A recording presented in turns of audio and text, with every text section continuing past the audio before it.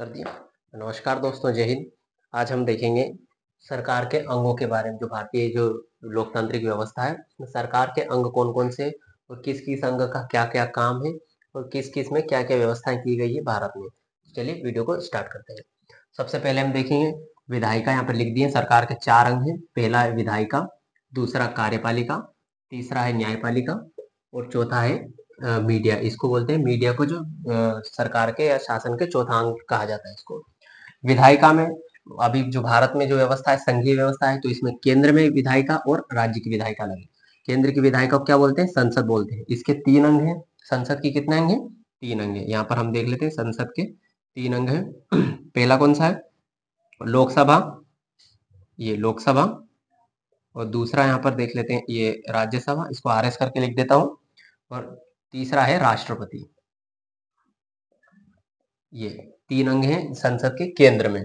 ठीक है, ये लोकसभा, यहाँ पर इसको थोड़ा सा बाद में देखेंगे, अभी इसमें जो कितनी सदस्य संख्या है। अब राज्य में इसको बोलते हैं विधानमंडल। विधानमंडल यानी कि लेजिस्लेचर बोलते हैं इसको इंग्लिश में, लेजिस्लेचर। यहाँ पे भी द्विसदनी होता है, द्विसदनी होता है उसको बाई कैमरल बोलते हैं। जैसे किसी किसी राज्यों में एक सदनी होता है तो उसको यूनिकैमरल बोलते हैं, और जहां पर 2 सदनी होता है उसको बाई कैमरल बोलते हैं। जैसे अभी वर्तमान में 6 राज्यों में बिहार, उत्तर प्रदेश, महाराष्ट्र, आंध्र प्रदेश, तेलंगाना और एक और राज्य है उसमें पश्चिम बंगाल होगा शायद, उसमें जो है द्विसदनीय, मतलब कि विधानसभा भी और विधान परिषद भी, यानी लेजिस्लेचर काउंसिल और लेजिस्लेचर असेंबली दोनों है। जहाँ दोनों होती है उसे बाईकेमरल बोलते हैं। जैसे विधानमंडल में 2 सदन आते हैं। विधानमंडल के अंग कौन कौन से हो गए? तो इसमें भी 3 अंग होते हैं। किसी किसी राज्य में अगर विधानसभा है या विधान परिषद दोनों आती है, विधानसभा विधान परिषद दोनों, जहां पर और किसी और तीसरा जो अंग है वो है राज्यपाल।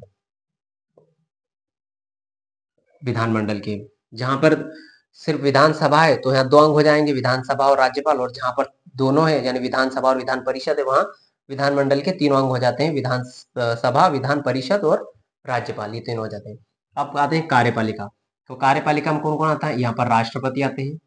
कार्यपालिका, राष्ट्रपति। राष्ट्रपति के बाद उनका मंत्रिमंडल आता है, जो सलाहकारी कार्य करता है, राष्ट्रपति को सलाह देने का कार्य करता है मंत्रिमंडल। इन्हीं मंत्रिमंडल के सदस्य प्रधानमंत्री और वो भी आ जाते हैं। मंत्रिमंडल, फिर मंत्रिमंडल मंत्री के नीचे आते हैं फिर सचिव। कौन आ जाते हैं? सचिव। सचिव के नीचे आ जाते हैं फिर अन्य अधिकारी। अन्य अधिकारी और जितने भी कर्मचारी हैं वो सब इसमें कार्यपालिका के अंतर्गत आ जाते हैं। ये जो मंत्रिमंडल और ये इन दोनों को कैसे होता है? इनको जो इलेक्शन होता है। कैसे?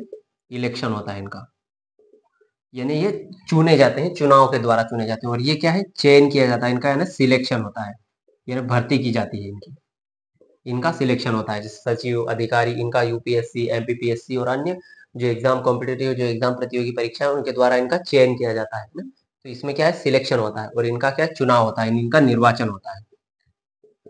और इनको निश्चित समय अवधि यानी 5 साल के लिए नियुक्त किया जाता है। चाहे राष्ट्रपति की भी 5 वर्ष होती है, जो है कार्यकाल 5 वर्ष का होता है, और मंत्रिमंडल का भी 5 वर्ष का होता है।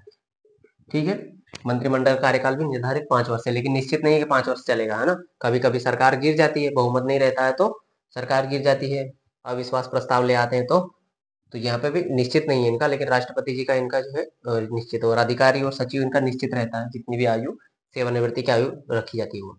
ठीक है, इसके बाद आते हैं हम न्यायपालिका में। और ये जो सचिव और अधिकारी होते हैं ये परमानेंट होते हैं। कैसे होते हैं? परमानेंट, मतलब कि जो स्थायी होते हैं। परमानेंट यानी स्थायी होते हैं ये। और ये जो निर्वाचित होते हैं, राष्ट्रपति, मंत्रिमंडल और अन्य जो इसके जो निर्वाचित सदस्य होते हैं, चाहे लोकसभा के सदस्य, राज्यसभा के सदस्य, ये सब क्या होते हैं? अस्थायी होते हैं। क्या होते हैं ये? अस्थायी, है ना? परमानेंट नहीं होते हैं, टेम्परेरी समय के अनुसार 4-5 साल के लिए नियुक्त किए जाते हैं। वैसे निर्धारित तो 5 साल है। अब आते हैं न्यायपालिका पे। न्यायपालिका में सर्वोच्च स्तर पर कौन है? Supreme court. कौन है? Supreme court. सुप्रीम कोर्ट कहाँ पर है? दिल्ली में। ठीक, दिल्ली में सुप्रीम कोर्ट। इसके नीचे आता है हाई कोर्ट।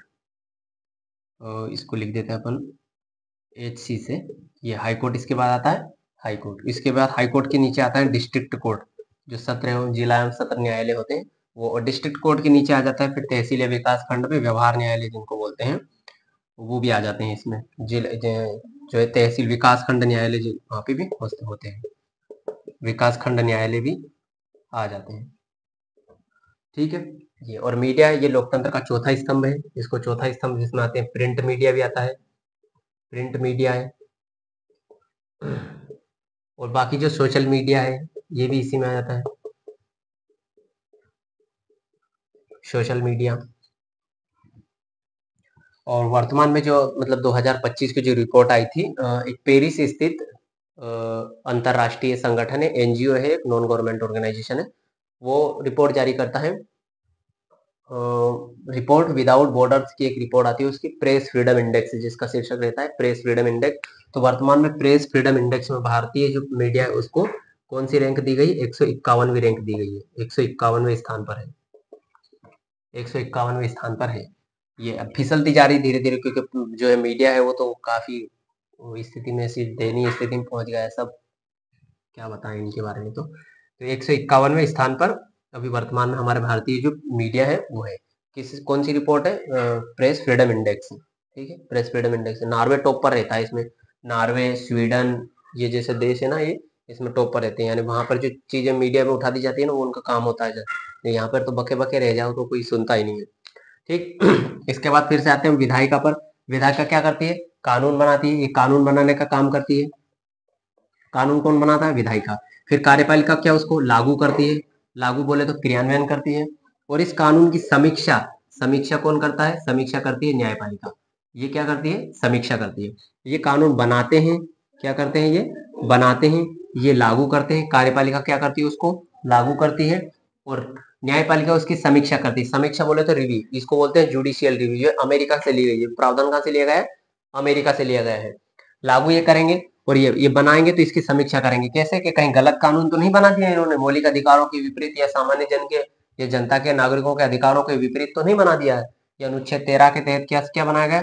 इसमें कहा गया अनुच्छेद 13 के राज्य द्वारा ऐसी कोई विधि नहीं बनाई जाएगी जो मौलिक अधिकारों के असंगत हो या उनका अल्पीकरण करती हो, कम करती हो। जैसे मान लीजिए उदाहरण के तौर पर मौलिक अधिकार में समानता का अधिकार है, लेकिन ये ऐसा कानून ले आए कि इस धर्म के लोगों को समानता का अधिकार नहीं है, इनको वोट देने का अधिकार नहीं है, इनको यहाँ पे अन्य जो चीजें अधिकार दिए जाते वो नहीं। तो ऐसा कोई विधायक का ऐसा कोई कानून नहीं बनाए। जैसे महिलाओं को शिक्षा प्राप्त करने का अधिकार है, और ये ऐसा कानून ले आए कि शिक्षा प्राप्त करने का अधिकार नहीं है। तो इधर वाले समीक्षा करेंगे, फिर देखेंगे संविधान को कि संविधान में क्या अधिकार दिए गए। तो यहाँ पे लिखा है संविधान में कि सभी को शिक्षा प्राप्त करने का अधिकार है, और शिक्षा प्राप्त करने का अधिकार एक मौलिक अधिकार है। कौन से अनुच्छेद के तहत? अनुच्छेद 21 का के तहत, है ना। अनुच्छेद 21 का के तहत एक मौलिक अधिकार है, तो कोई नहीं छीन सकता जब तक संविधान में, तब तक। और संविधान का संरक्षक किसे कहा गया है? न्यायपालिका को। ये संविधान का क्या है? संरक्षक, यानी संविधान का कोई उल्लंघन करेगा तो उसका संरक्षण करेगा, संविधान का कोई उल्लंघन नहीं कर सकता। ठीक है, ये संविधान के नियमों को बदलेगा तो इसमें ये जो न्यायपालिका इसका संरक्षण करेगा। ठीक है, ये सुप्रीम कोर्ट, सर्वोच्च कोर्ट, इसके नीचे आता है हाई कोर्ट, फिर डिस्ट्रिक्ट कोर्ट, फिर होते हैं विकास खंड न्यायालय जो इनको व्यवहार न्यायालय भी बोलते हैं, उसके अंतर्गत ही आ जाते हैं। ठीक है, इधर विधायिका में देखते हैं, वो विधायिका में केंद्र सरकार, राज्य सरकार, यहाँ पर संसद, संसद के 3 अंग, लोकसभा, राज्यसभा और राष्ट्रपति। विधानमंडल, इसमें 3 अंग होते हैं, राज्यों में होता है विधानमंडल, इसको होता है लेजिस्लेचर। यहाँ राज्यों का जो लेजिस्लेचर है वो द्विसदनीय किसी किसी का है, किसी किसी का नहीं है, यानी 6 राज्यों का द्विसदनीय, द्विसदनीय इसको होते हैं, उसको बाइकेमरल बोलते हैं। और जहाँ एक सदनीय होता है वहां पर यूनिकेमरल होता है। जैसे मध्य प्रदेश में सिर्फ विधानसभा है, क्या है? विधानसभा। और यहाँ पर बाकी जैसे बिहार और उत्तर प्रदेश राज्यों में विधान परिषद भी है। इन तीनों को मिलाकर ही विधानमंडल बनता है। ठीक है, ये राज्यपाल भी विधानमंडल का अंग है, क्योंकि ये कानून बनाते हैं, फिर इनके पास वो परमिशन या मंजूरी के लिए, साइन करने के लिए जाता है। ये लोकसभा, लोकसभा के सदस्यों को क्या कहते हैं? यानी संसद के सदस्यों को क्या कहते हैं? एमपी, एमपी बोले तो मेंबर ऑफ पार्लियामेंट, एमपी बोले तो मेंबर ऑफ पार्लियामेंट। और विधानसभा के सदस्यों को क्या बोलते हैं? एमएलए बोलते हैं, एमएलए और एमएलसी भी बोलते हैं, मेंबर ऑफ लेजिस्लेटिव असेंबली और member of legislative council. Council बोले तो विधान परिषद, और एमएलए किसका होता है? विधानसभा का, विधानसभा का एमएलए, और MLC member of legislative council यानी विधान परिषद का सदस्य। ठीक है, इधर एमपी मेंबर ऑफ पार्लियामेंट होता है। लोकसभा में, वर्तमान में लोकसभा में कितनी सीटें हैं? 550 टोटल, इसमें से 5 कम कर दो तो 545, 545 में से 3 और कम कर, 2 और कम कर दी। कौन सी? जो 104वां संविधान संशोधन 2020 के तहत हटा दिया था, कौन सा? आंग्ल भारतीय 2। तो यहाँ पर 543, तो वर्तमान में कितनी सीटें हैं? 543 है। ठीक, वर्तमान में संसद में लोकसभा के सदस्यों की कितनी सीटें हैं? 543। राज्यसभा में 250 है। वर्तमान में कितनी है? 245 है। ठीक, यहाँ पर 233 का निर्वाचन होता है। इनका क्या होता है? निर्वाचन। निर्वाचन बोले तो चुना जाता है। किसके द्वारा चुना जाता है? राज्यों की विधानसभाओं के निर्वाचित सदस्यों के द्वारा चुना जाता है। ठीक है, राज्यों की जो विधानसभा उनके निर्वाचित सदस्यों के द्वारा चुना जाता है। और 12 को राष्ट्रपति नामित करता है। नामित या मनोनीत करता है।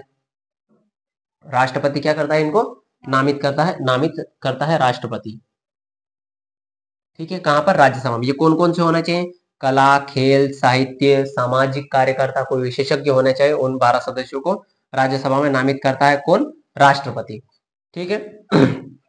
इसमें 543 सदस्य, इनका सीधा निर्वाचन होता है अलग अलग निर्वाचन क्षेत्रों से, जब अपने इधर निर्वाचन क्षेत्र है ना, वैसा। विधानमंडल विधानमंडल अलग अलग राज्यों की अलग अलग विधानसभा की सीटें होती है। विधान परिषद की जो सीटें होती है वो विधानसभा की सीटों का 1/3 होती है। जैसे मान लीजिए 100 सीटें हैं किसी की विधानसभा की, तो उसकी 1/3 यानी 33 सीटें विधान परिषद की होगी। ठीक है। कार्यकाल इसका भी 5 वर्ष होता है। लोकसभा का 5 वर्ष होता है, 5 वर्ष का कार्यकाल। और राज्यसभा का 6 वर्ष का होता है। राज्यसभा का कार्यकाल कितना होता है? 6 वर्ष का कार्यकाल होता है राज्यसभा का। ठीक है, लेकिन इसमें 2/3 सदस्य प्रत्येक 2 वर्ष बाद सेवानिवृत्त होते हैं। 2/3 सदस्य प्रत्येक 2 वर्ष के बाद क्या होते हैं? सेवानिवृत्त होते हैं, कि 2 वर्ष के बाद नहीं चाहते हैं वो, लेकिन 6 वर्ष का कार्यकाल होता है। ठीक है, यहाँ पर 5 वर्ष हो गया। कार्यपालिका से संबंधित जानकारी हो गई। तीनों अंगों में विधायिका, जैसे अब विधायिका कोई बिल लेकर आई, जैसे जीएसटी वाला बिल है और सीए है ना, सिटीजनशिप अमेंडमेंट एक्ट, या कोई शिक्षा से संबंधित कोई बिल लेके आई। अब इन्होंने कानून बना दिया, लागू ये करेंगे। और इसी तरह के बिल को, जैसे जीएसटी और सीए, इसकी समीक्षा कौन करेगा? न्यायपालिका करेगी, कहीं सही तरीके से बनाया भी है कि नहीं बनाया। ठीक है, ये समझ में आ गया। और मीडिया वर्तमान में 151वें स्थान पर है। प्रिंट मीडिया है लोकतंत्र का चौथा स्तंभ है। लोकतंत्र है, डेमोक्रेसी जो होती है, उसका चौथा स्तंभ किसको कहा जाता है? मीडिया को। पहला कौन है? विधायिका, दूसरा कार्यपालिका, तीसरा न्यायपालिका, और फिर चौथा है मीडिया, है ना। ये मीडिया क्या करता है? ये जो मुद्दे होते हैं जनता के या नागरिकों के, तो उसको उठाता है। जैसे सोशल मीडिया प्लेटफॉर्म से बहुत सारे, ट्विटर है, इंस्टाग्राम, टेलीग्राम, फेसबुक में पता नहीं और कौन कौन से हैं, उन सब पे जो प्रचलित मुद्दे होते हैं यहाँ पे सरकार तक पहुंचाने का एक माध्यम है मीडिया। प्रिंट मीडिया है। ये डायरेक्ट जाकर आंदोलन करके भी बता सकते हैं हमारी मांगे पूरी करो, है ना, ऐसे करके भी बता सकते हैं। लेकिन मीडिया के थ्रू वहां डायरेक्ट नहीं पहुंचते, और संचार के माध्यम से पहुंचा जाते हैं, उसको मीडिया बोलते हैं। मीडिया में प्रिंट मीडिया, सोशल मीडिया, और जो चलते रहते हैं न्यूज, टीवियों पे, खबरों में, मोबाइलों में वो चलती रहती है, वो भी। ठीक है। इसके बाद ये जो सबसे, इसमें जो सबसे शक्तिशाली अंग कौन सा है? विधायिका। ये विधायिका न्याय कार्यपालिका को बदल सकता है, न्यायपालिका को भी बदल सकता है। तो सबसे शक्तिशाली कौन सा हो गया? शक्ति किसके पास है? विधायिका के पास। लेकिन सिर्फ इसी के पास नहीं है शक्ति, इस मतलब शक्ति केंद्रित नहीं है इनके पास, सबके पास बंटी हुई है। जैसे ये कोई गलत कानून बनाएगा तो ये समीक्षा करके उसको रद्द कर देंगे। ठीक है, ये समीक्षा करके उसको रद्द कर देंगे, है? और विधायिका, हमारे यहाँ विधायिका क्या है? कार्यपालिका के सदस्य होते हैं। जैसे विधायिका में कौन आते हैं? सांसद यहाँ आते हैं, संसद के सदस्य सांसद आते हैं। वही सांसद क्या बनते हैं? मंत्रिमंडल मंत्री बनते हैं। तो उन्हीं से मिलकर क्या बनता है? मंत्रिमंडल बनता है। कैबिनेट मंत्री आते हैं, और मंत्री, राज्य मंत्री, स्वतंत्र प्रभार, ये सब मंत्री, इन सबको मिलाकर मंत्री परिषद होती है। लेकिन मंत्रिमंडल अलग होता है ना। मंत्रिमंडल में कैबिनेट मंत्री आते हैं, उनके नीचे सचिव होते हैं। तो यहाँ हमारे यहाँ जो व्यवस्था है वो कैसी है? विधायिका के सदस्य ही कार्यपालिका के सदस्य बन जाते हैं, है ना, जैसे मंत्रिमंडल होता है सामान्यतः। ठीक। हाँ, तो ये व्यवस्था है। इसमें कुछ पूछना है? और क्या बचा है इसमें जानकारी? ठीक है, तो आई होप आपको ये जानकारी समझ में आई होगी। इसमें सर मैंने बता दिया, सबसे विधायिका सबसे शक्तिशाली अंग है।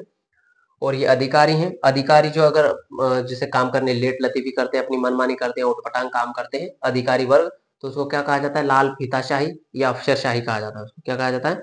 लाल फीताशाही या अफसरशाही चल रही है। पहले अंग्रेजों के जमाने में चल रही थी, अभी भी चल रही है वैसे अफसरशाही तो। ठीक है। हाँ, तो इतनी जानकारी आपको सरकार के अंगों के बारे में समझ में आई होगी। मिलते हैं नेक्स्ट वीडियो में, तब तक के लिए जय हिंद।